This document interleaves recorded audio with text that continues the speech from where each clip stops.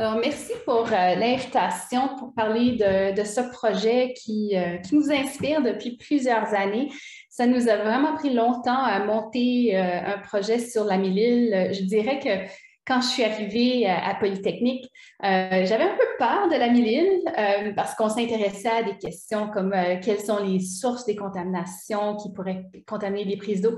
Puis, alors, on avait commencé sur la rivière des Prairies parce qu'il y avait moins de sources potentielles, puis on avait vu la Mille-Îles comme un grand défi parce qu'il y a vraiment beaucoup de sources, beaucoup de municipalités, beaucoup d'affluents du milieu urbain. Alors, ça nous a pris un peu de temps pour développer, pour monter ce projet. Et juste pour commencer en disant que mon nom apparaît sur cette première diapositive, mais c'est quand même toute une équipe qui est derrière tout ce qu'on fait, puis c'est en partenariat avec les municipalités, les OBV, l'OBV Cobamil et beaucoup d'étudiants, de chercheurs.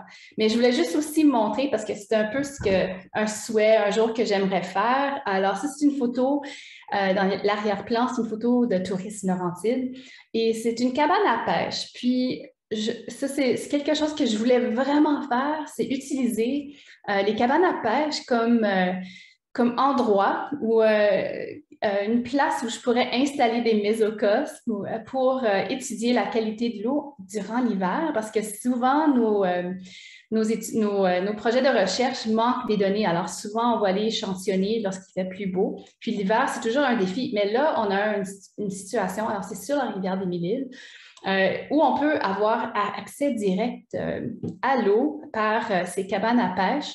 Alors, un de ces jours, je vais réussir à le faire, mais quand on avait presque réussi, la pandémie est arrivée, puis on avait dû arrêter notre étude qui était justement sur les virus à cause d'un virus.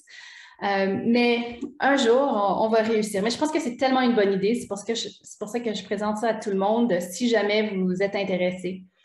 C'est une ressource qui n'est pas suffisamment utilisée. Alors, pour résumer un peu de quoi je vais parler aujourd'hui, alors, dans la photo à droite en haut, c'est une ressource aussi non exploitée qu'on a parce que ça fait des années qu'on travaille sur cette rivière. On n'a pas tout exploité, toutes les données qu'on a. Alors, on avait passé avec un drone pour voir la couverture de glace juste avant la fonte des neiges. Puis l'idée, c'était que si on a des rejets, des effluents urbains, la température serait plus élevée, puis on pourrait les voir plus facilement durant ces conditions hydrauliques, bien évidemment, parce que ça peut changer pendant l'année, mais ça nous donnerait une bonne idée des points exacts des rejets, parce que souvent, c'est une information qui manque. Alors, encore une fois, des données qui sont à exploiter à l'avenir, mais c'est quand même une ressource intéressante. Alors, aujourd'hui, je vais parler de quelques aspects des projets parce qu'il y en a quand même plusieurs.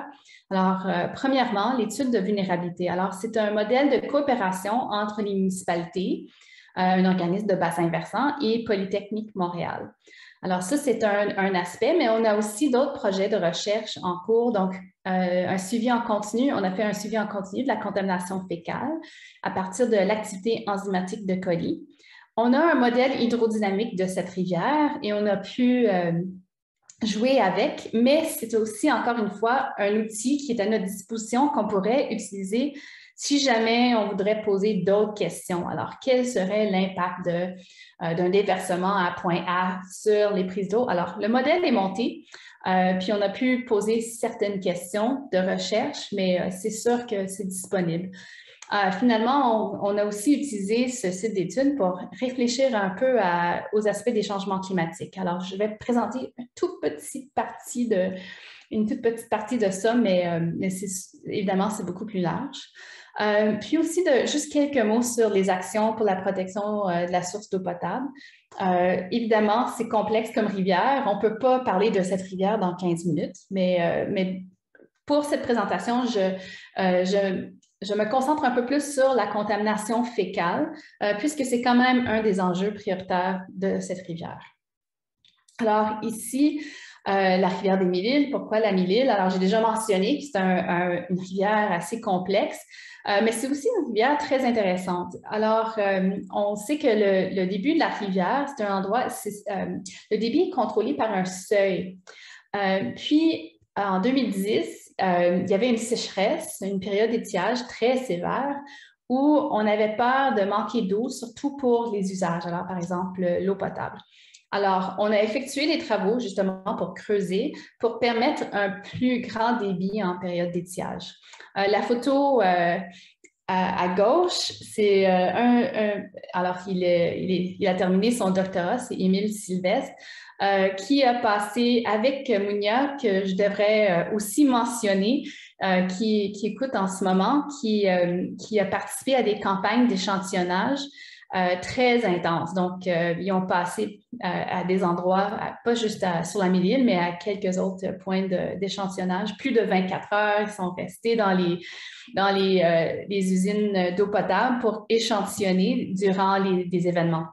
Alors, c'était des grands volumes, c'était des grands projets. Puis, lorsqu'on fait des études en période de pointe ou lorsqu'il y a des événements, il faut se déployer rapidement. Puis, c'était une équipe fantastique que je voulais juste souligner. Alors, c'était Émile Sylvestre, Mounia Hachad, Jean-Baptiste Burnet. Alors, je ne présente pas leurs résultats, mais je voulais quand même les mentionner. Alors, pourquoi avons-nous monté ce projet d'analyse de vulnérabilité avec plusieurs municipalités, l'organisme de bassin versant? Mais une des raisons, c'est qu'il y a plusieurs municipalités. Je donne en exemple une des prises d'eau ici. Mais on peut voir que ça touche plusieurs municipalités. Puis en plus, il y a des aires de protection. Alors, qui est dans le. Alors, il y a le règlement sur les prélèvements et protection des sources d'eau potable. Et on doit faire des inventaires, on doit considérer des aires de protection immédiates, intermédiaires et éloignées. Puis, on est dans une situation où il y a plusieurs municipalités qui se chevauchent. Les aires de protection peuvent se chevaucher. Et il y a un besoin de partage d'informations. Donc, ça prend de la collaboration.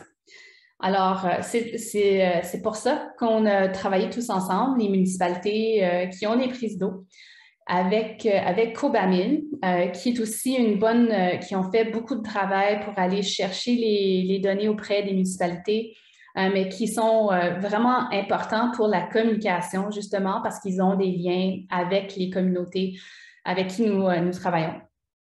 Alors, à gauche, c'est la photo un exemple d'aire de protection. Puis, à droite, on a l'air éloigné parce qu'on doit considérer l'ensemble des sources de contaminants ou tout ce qui peut contribuer aux prises d'eau en termes de qualité, quantité. Puis là, on voit, c'est même pas le bassin en entier parce que selon le règlement, on ne considère que la partie qui est au Québec.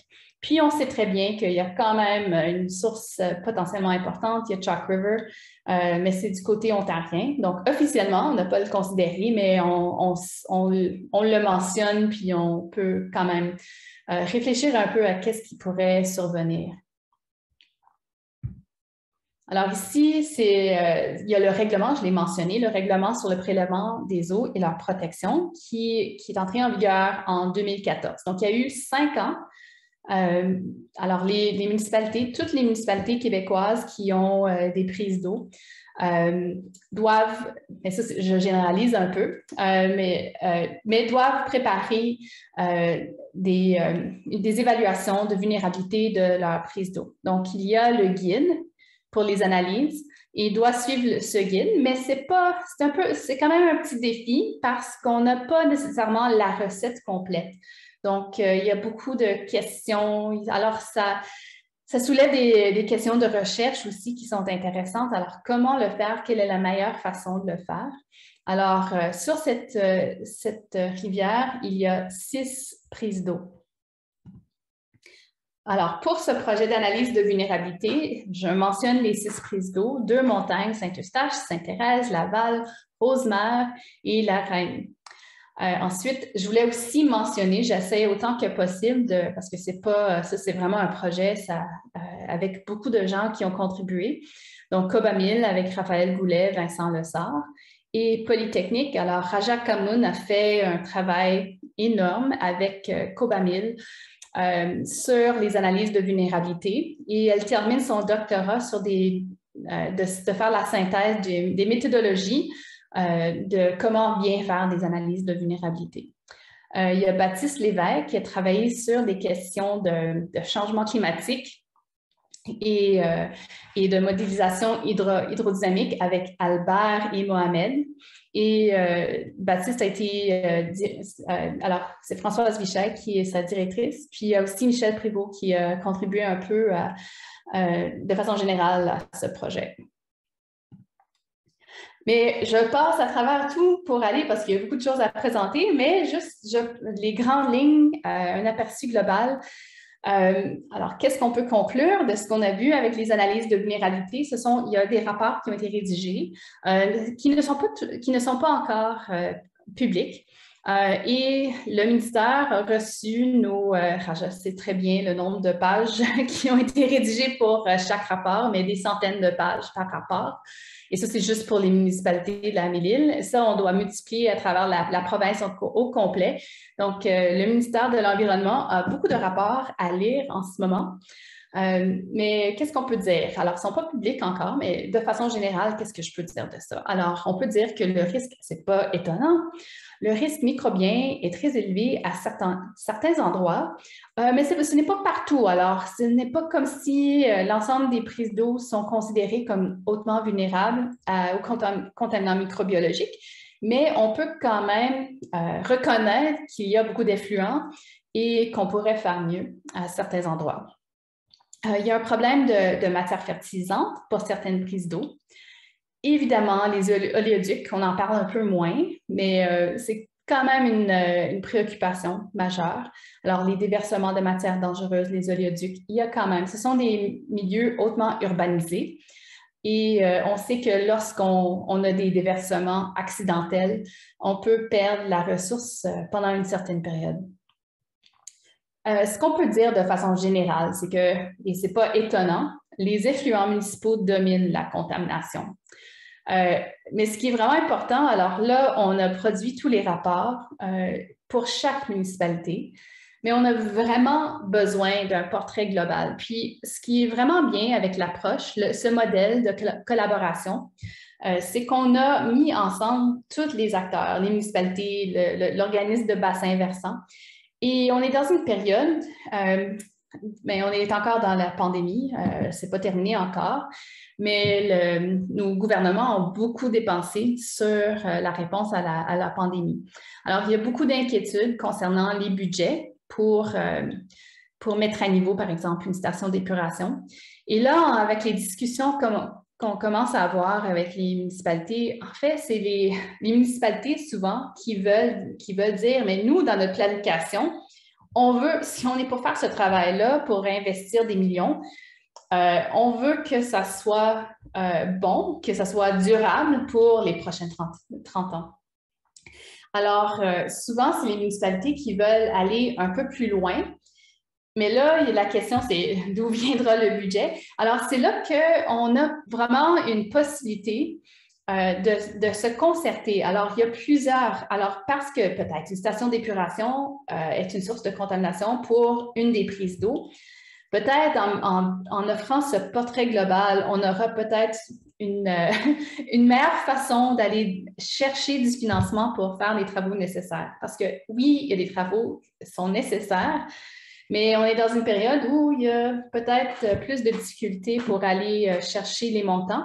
Mais c'est sûr que les municipalités, et c'est la raison pourquoi les municipalités se sont organisées, se sont mises ensemble avec l'organisme de bassin versant, c'est que tout le monde veut collaborer et tout le monde devrait bénéficier d'une eau de meilleure qualité. Surtout que ce sont des municipalités qui sont riveraines de cette ressource et c'est aussi bon pour la population pour y avoir accès.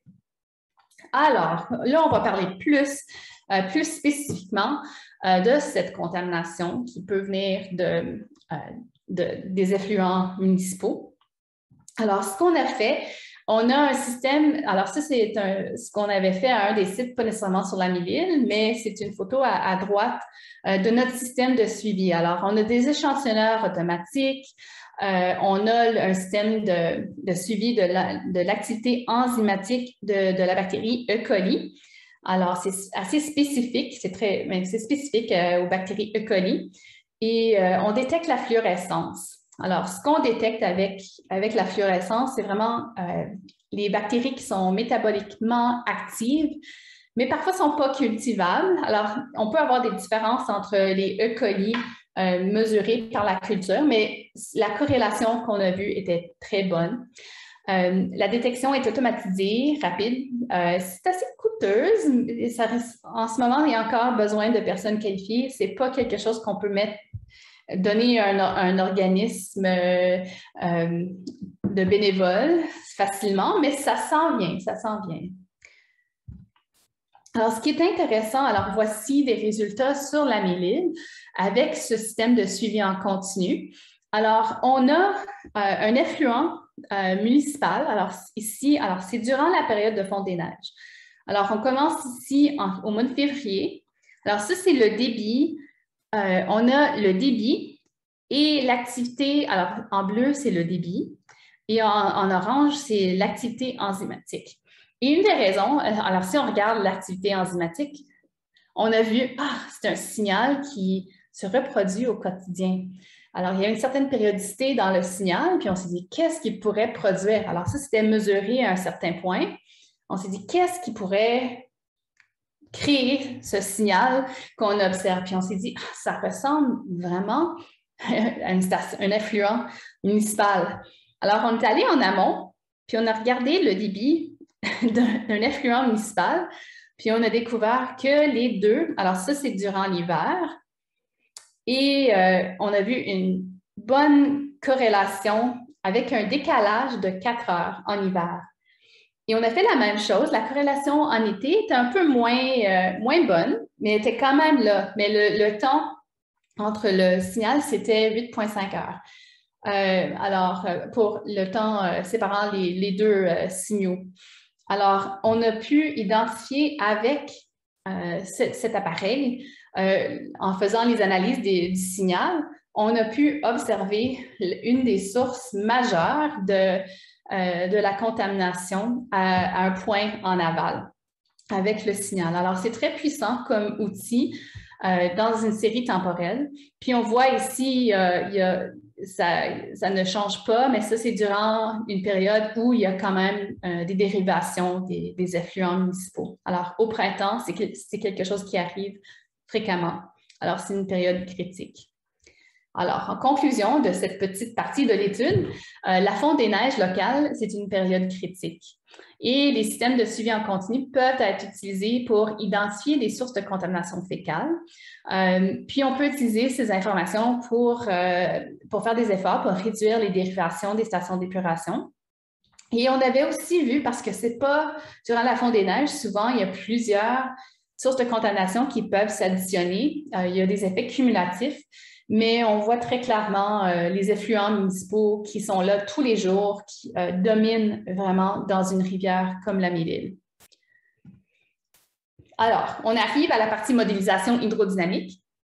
Alors ici, ce qu'on a voulu faire, c'est monter un modèle pour modéliser les E. coli en considérant des charges de colis. Alors, il y a des débits, il y a des concentrations. Et il y a des durées. Alors, c'est pour simuler des débordements d'égouts unitaires. Et on a pris une approche semi-probabiliste et on a utilisé le modèle hydrodynamique avec les débits de la rivière pour estimer des concentrations à la prise d'eau ou aux prises d'eau sur la rivière. Alors, pourquoi est-ce qu'on voulait faire ça? Mais c'est aussi en partie parce que la question des changements climatiques nous intéresse. Alors, l'impact des changements climatiques sur l'hydrolicité de la rivière, qu'est-ce que ça peut faire pour les prises d'eau? Alors ici, c'est une série de résultats de modélisation hydrodynamique où on a fait varier les durées la durée des débordements.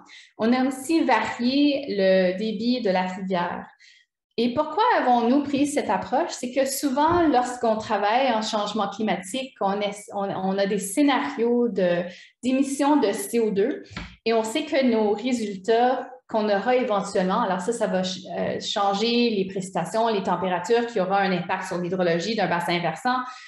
Et il y a beaucoup d'incertitudes à chaque niveau et surtout lorsqu'on arrive à une échelle très locale, c'est difficile de dire quel sera exactement l'impact des changements climatiques sur ce système. Alors, on a vraiment pris l'approche inverse. On s'est dit, OK, si on a une prise d'eau, qu'est-ce qu'on doit avoir comme concentration? Qu'est-ce qui serait vraiment critique comme concentration à une prise d'eau?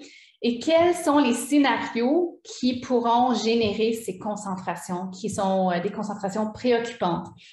Et là, c'est de regarder l'importance des débits de la rivière versus la charge qui arrive dans une rivière, non seulement la charge, mais aussi les points, là où sont situés les points de rejet dans la rivière. Donc, c'est un peu une approche inverse au lieu de passer du modèle de changement climatique pour aller utiliser plusieurs modèles pour arriver à la prise d'eau. On s'est dit, mais qu'est-ce qui est important pour nous à la prise d'eau? Puis, quels sont les débits? Et on peut ensuite penser, est-ce que c'est très probable, peu probable? On peut regarder ensuite le niveau de risque en fonction de la probabilité d'occurrence de ces événements-là.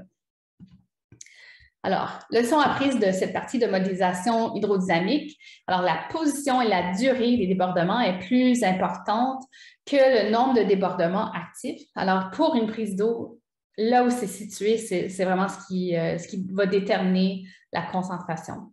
Et ce sont les charges, les charges de colis. Alors, ce qui arrive, ce qui est émis à l'environnement, c'est ce qui domine vraiment à la prise d'eau et non l'hydraulicité de la rivière. Alors ça, c'est ce qui est bien. Le message qu'on peut prendre de ça, c'est qu'on peut vraiment améliorer la qualité de l'eau. Alors, on n'a pas nécessairement besoin de penser à prédire exactement quels seront les effets des changements climatiques, où il y a beaucoup d'incertitudes à une échelle très locale.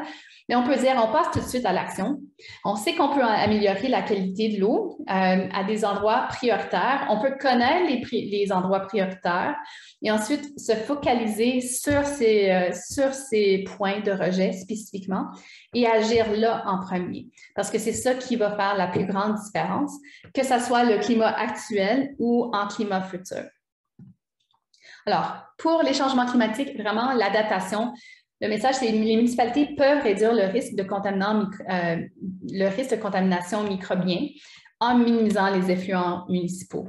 Alors, évidemment, le grand défi et l'incertitude, c'est vraiment les effets des inondations en milieu urbain. On a vu récemment ce qui est arrivé à New York avec les inondations du métro et tout ça. Alors, on sait que le potentiel est là pour des grands événements qui peuvent causer des inondations en milieu urbain. Ça, c'est une incertitude, mais c'est vraiment ça qui va dominer ce qui va être rejeté à l'environnement. Alors, la probabilité de débordement. Mais ça veut dire que les municipalités ont beaucoup de pouvoir à agir. On n'a pas juste à réfléchir à ce qui est vraiment loin en amont. On peut agir localement, puis ça va faire une différence. Alors, c'est vraiment utile de considérer ce problème de changement climatique à l'envers, alors en commençant avec notre point d'intérêt, puis de réfléchir à des scénarios qui pourront influencer ce qui arrive à ce point. Alors, quelques perspectives. Alors, les actions pour la protection des sources d'eau potable, c'est vraiment important pour optimiser la protection de la ressource. Puis, avec la collaboration entre les municipalités, alors, s'il y a une municipalité qui dit « j'aimerais vraiment planifier ma station d'épuration pour les prochaines 30 ans », peut-être c'est la municipalité en aval qui dit « mais ça va vraiment me bénéficier ». Donc, on va se concerter pour parler au ministère pour expliquer que c'est vraiment important, puis on a besoin de mettre en place, de mettre à niveau la station d'épuration.